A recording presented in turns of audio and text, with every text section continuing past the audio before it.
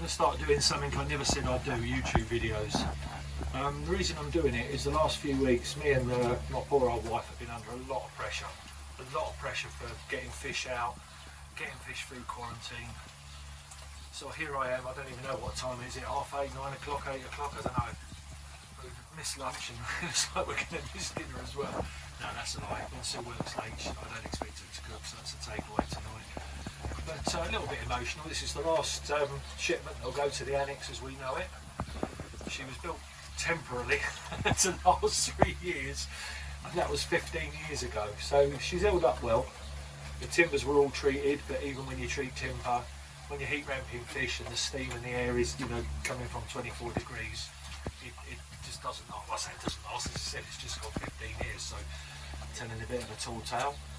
But just doing the last preparation for tomorrow's shipment. There's the salt going in. This is about 650 gallons. We'll put about 8 or 9 kilos in, which will take it well over 0.3. And it gets us about 4, 4.5, which is fine for when the fish come in. It helps with their osmosis system, especially after the journey from Japan, which I'll explain another day. And also with sleeping sickness, which I'm going to have to explain because there's a lot of misunderstanding about that. If we get it, we're halfway up to 0.6 or 0.7, which we need to get over it. There's my pH test kit, because also the day before shipping, normally we do it in the morning. I like a little chloramine tea after I've emptied the pond for a couple of days. Just lowers any residual bacteria that are in there for the new fish.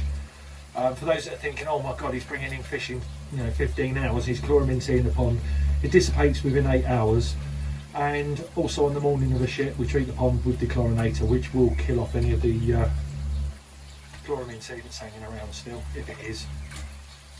So, last shipment for the forge. So, it's out with the old. And in with 3 of these bad boys. I love this pond.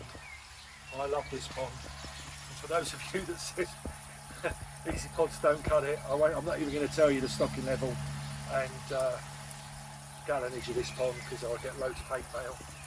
But there is obviously 2 drains. One's fed into the easy pod direct, one's fed into a pump through the Tempest, over 2 little showers with Backhouse media, water quality perfect. This is the way forward, and 4 bolts so the fish don't actually jump out and knock my lid out as well. Gatwick is a bit like British Rail, we're getting there. Oh, something I didn't explain, we tried to do.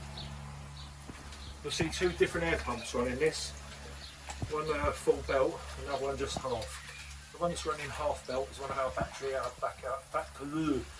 just to show the shows live.